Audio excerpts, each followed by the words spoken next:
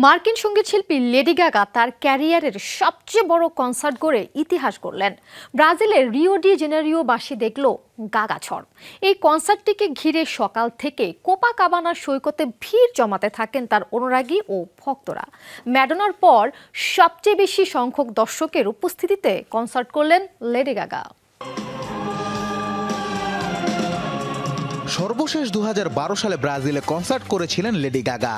2017 সালের দিকে আবার কনসার্ট করার কথা থাকলেও স্বাস্থ্যগত কারণে তা বাতিল হয়ে যায়। এরপর প্রায় এক যুগ পর আসলেন ব্রাজিলে, এসেই গড়লেন রেকর্ড। সবচেয়ে বেশি সংখ্যক দর্শকদের সামনে পারফর্ম করলেন মার্কিন এই সঙ্গীত শিল্পী। লেডি গাগা ব্রাজিলের রিও ডি জেনেইরোতে কোপাকাবানা সমুদ্র সৈকতে বিনামূল্যে একটি কনসার্ট করেন, যেখানে আগের সব রেকর্ড ভেঙে 25 লাখ মানুষের সমাগম ঘটে। এর আগে একই জায়গায় ম্যাডোনার কনসার্টে 16 লাখ দর্শক উপস্থিত ছিল। কনসার্ট আয়োজকদের মতে গাগা এখন ইতিহাসে সর্বাধিক দর্শক উপস্থিত হওয়া নারী শিল্পীর কনসার্টের রেকর্ড দখল করেছেন। পূর্বে এই রেকর্ডটি ছিল ম্যাডোনার, যার কনসার্টে 1.6 মিলিয়ন দর্শক এসেছিল। কনসার্টে এত ভক্ত অনুরাগীদের উপস্থিতি দেখে উচ্ছ্বসিত ছিলেন লেডি গাগা।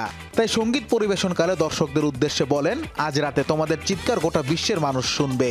আমরা একটি ইতিহাস তৈরি করেছি। আমাদের সাথে এই ইতিহাস তৈরি করার জন্য রিওবাসীকে ধন্যবাদ। ব্রাজিলের দর্শকদের কারণেই ইতিহাস তৈরির পাশাপাশি নিজেকে আরও উজ্জ্বল করতে পেরেছি। ঐতিহাসিক কনসার্টে একেবারে নতুন রূপে ও পোশাকে ধরা দেন লেডি গাগা।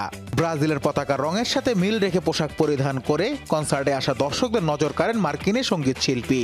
তার জনপ্রিয় গান ব্লাডি মেরি দিয়ে কনসার্ট শুরু করেন। এরপর একে একে আলেজান্দ্রো, পোকার ফেসের মতো হিট সব গান পরিবেশন করেন। পাশাপাশি তার সর্বশেষ অ্যালবাম মেহেম থেকে বেশ কয়েকটি গানও পরিবেশন করেন। সব ছাপিয়ে উৎসব মুখর একটি রাত পার করল রিওবাসী। এদিকে রেকর্ড সংখ্যক দর্শক উপস্থিতির এই কনসার্টকে ঘিরে নাশকতার পরিকল্পনা করে দুর্বৃত্তরা। তবে পুলিশের তৎপরতায় নাশকতার পরিকল্পনা সফল হয়নি।